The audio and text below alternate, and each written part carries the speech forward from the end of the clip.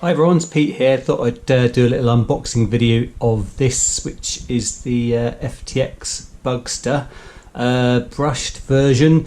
Now, I hadn't been planning to buy this at all, but my friend Rick told me that you could get these brand new on eBay for under £100. I think it was actually £96.86p with the discount code they had. I mean, they're only 120 full price, I think, at the moment.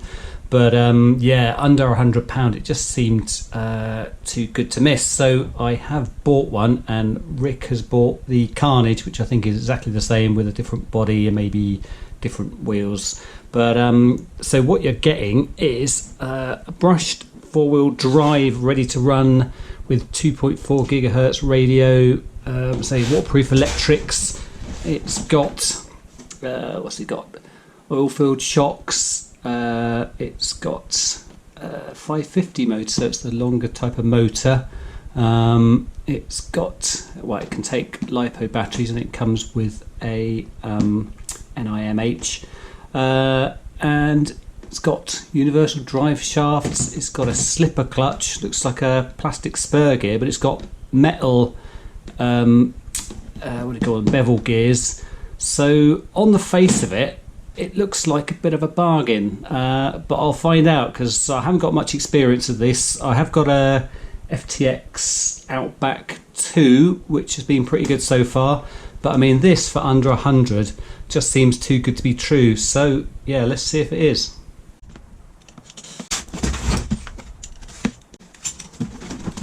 See what we got in here.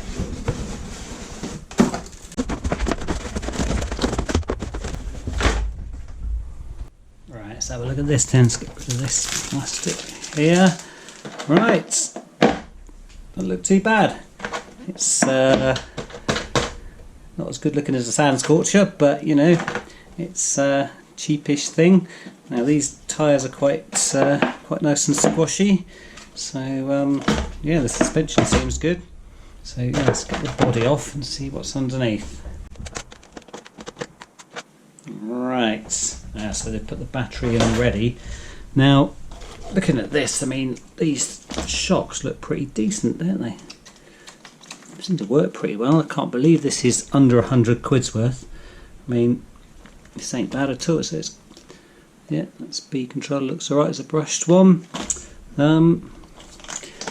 Quite worked out. Yes, it's got a metal, looks like it's got a metal centre prop shaft. Servo,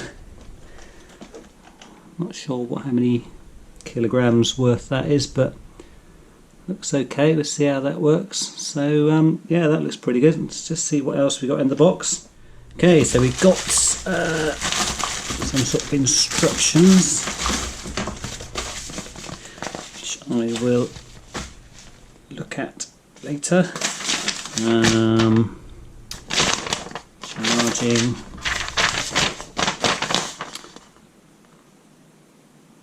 ESC instructions, and they give you, it's a Euro adapter, they give you a basic little charger there. I guess that's just a trickle charger, so I won't be using that one.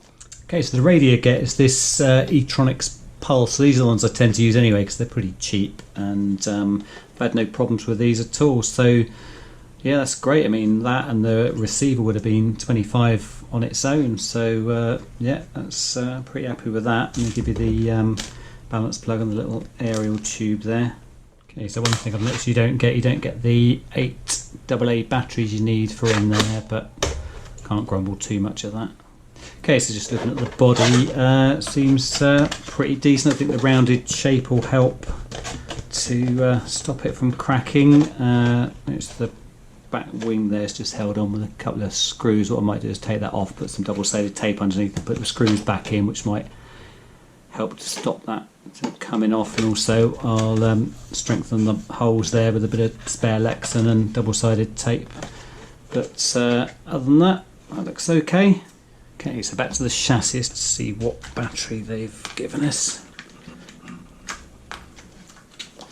Okay, so it's just 1800 NIMH. I will have a go with this and see how long it lasts, but I think eventually what's going to happen is I'll upgrade this to brushless and use LiPo batteries. But I'm interested to see what this does out of the box, because like I say, for the money it seems brilliant actually.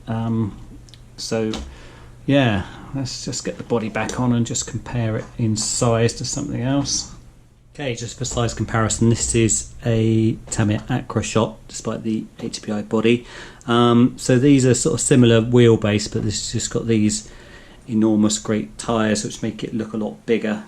Okay, just taking one of the wheels off to have a look. One thing I've noticed, it's got incredibly thin hexes. I don't know if you can see there, but yeah, hopefully they're up to the job. I've never seen such a thin hex, and it is plastic, so there's a slight worry. It's got metal dog bones there, so that should be alright, and I can see it's got ball bearings in there, which is good. So yeah, generally it looks okay. Okay, just looking at the wheels and the tyres, I think this tread should be alright in the dry. I'm not sure if it's muddy, it might get clogged up. It might be better with a spike in the wet. I know there's it seems quite thin spokes for quite an enormous wheel. Whether they break if you do enormous jumps, I don't know. Looks like they've glued these on, which is good. It feels like they've got foams in. I mean, they feel good, but say whether these wheels are strong enough for harsh bashing, I don't know. We shall find out. Okay, so have a look at the steering. I mean, there is a bit of play in there, but it's not too bad. I mean, there's a lot of plastic.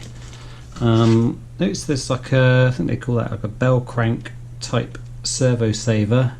It's a pretty nice feature. Say it is plastic. Say they've got metal rods in there. I mean, it's pretty good. You got metal rods in here. These are adjustable, so some pretty good features on this for the price. I mean, I'm pretty impressed with it, I've got to say. What I'm thinking I'm going to do with this actually is to use this servo in a smaller two-wheel drive car, and I've got some high torque metal gear servos that I'm going to use for this, because being four-wheel drive with these enormous wheels, I'm not sure if this is going to be up to the job, but I will run it with this first of all just to see. Okay, just looking underneath it, notice there's a big hole there where the motor pokes through a little bit. So I'm not so keen on that. I mean, that's going to pick up all the mud surely. I don't know what the point of that is. Why wouldn't they just put the motor a little bit higher and fill that bit in? Okay, so it all seems pretty good on the face of it. I'm going to take this out for a test run now, and I'll do another video to show how I got on. But in the meantime, thanks ever so much for watching, and I'll see you next time.